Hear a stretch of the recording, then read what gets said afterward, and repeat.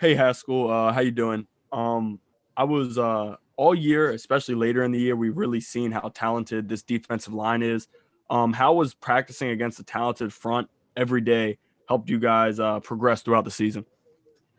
It's a great opportunity and it's a great look to go against the best. Iron sharpens iron, and going against guys like Wyatt Davis and Josh Myers, Harry Miller, and those guys, and our tackles there, Mumford and Nick Petit. Those guys get you guys get us ready for games and to play in big time moments.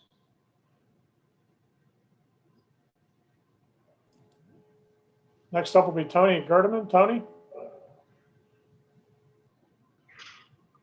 Haskell Kerry Combs said one of the things he's loved about this season is just how resilient you guys are. What's that been like as one of the team's leaders to know, the guy next to you may not be there each week, and somebody might be coming back? How do you maintain, I guess, the leadership ability that you've been known for? Every week, me and Coop, as long as me and Coop are okay and we keep the spirits high in the defense, and in our unit, that's all that matters, really. We know if we're okay, the rest of the guys are okay, and they feed off of us. We be the Energizer bunnies for not only the defense, but for the guys in the room. Whether a guy goes down due to injury or COVID, next guy's up, and we're coaching those guys, those young guys. And so it's not about replacing, it's about reloading. Next is Austin Ward. Austin?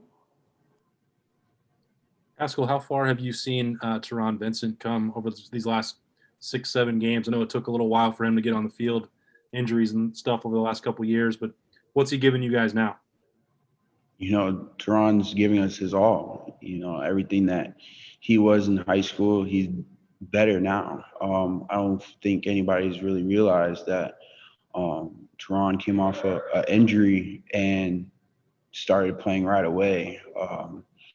He had, a major surgery in the summertime, and then literally had a little time to get ready and rehab and got ready for it. And so Teron's doing an outstanding job in my opinion, at that position. Next we'll hear from Nathan Baird. Nathan? Haskell, you guys are coming off of another good performance against the run, and you really kind of bottled up Travis Etienne pretty well.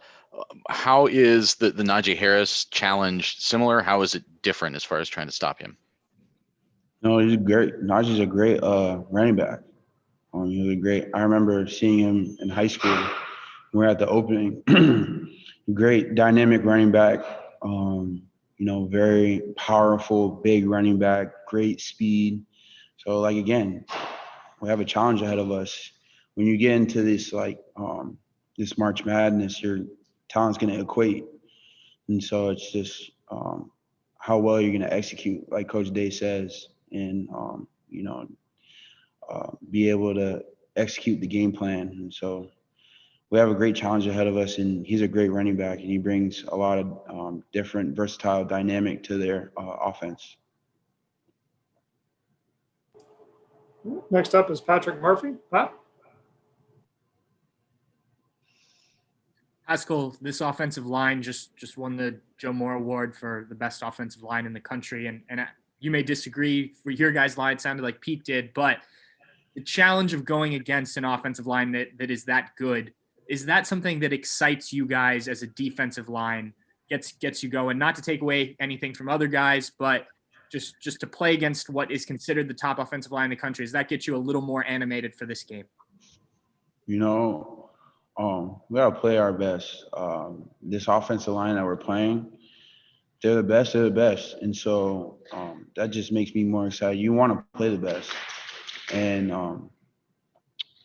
they're a great offensive line, very athletic, very fast, very big O-line. And, I'm more than excited. I don't think there's anything to motivate yourself that you need to be motivated to play a great, offense and offensive line.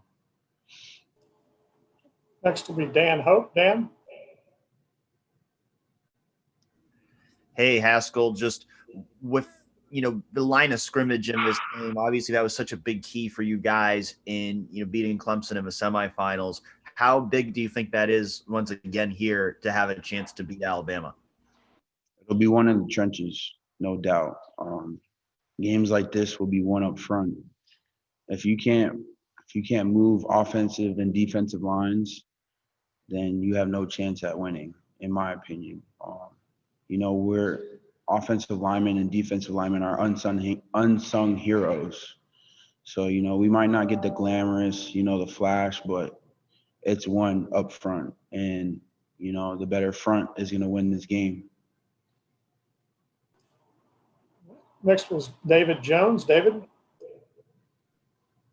Haskell, could you speak to the communication skills and the ability to teach and what makes Larry Johnson unique that way? What do you mean by? Well, there's coaches and coaches. What makes Larry Johnson a good teacher? I'm assuming he's a good teacher and good at teaching technique, especially communicating. I'd say each year it's something different. He puts his flavor on, that D line he has that year and what he wants to get done. The way that he teaches is very clear. It's very straightforward.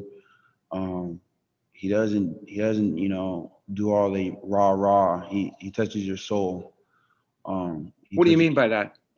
He touches your soul as in when you give, it's to the point where I trust him in anything and I believe in it. Once you believe in him and everything that he is telling you and teaching you, it'll make your game excel. And I think that that's a true testament to who he is. And when he gives you his word and you trust in it, the sky's the limit. Thank you. Well, next is Kurt Burmester. Kurt? Haskell, knowing what you went through before you even got into a game this year and what you had to come back from, does you and the Buckeyes making it this far make it even sweeter as a result for you personally this year? Yeah, not only has the team faced adversity, but I myself, every guy has faced different adversities and has a different path within themselves and us as a team. And it's everybody's sacrifice and willingness to go through trials and tribulations. This season alone will make it all worth it. All right. Bill Rabinowitz. Bill? Haskell. I want to ask you about Tyreek Smith. He's always been a guy who's flashed and shown that ability, but it seems like the last late in the season, he's really become more consistent and dominant force. What have you seen in him and his development?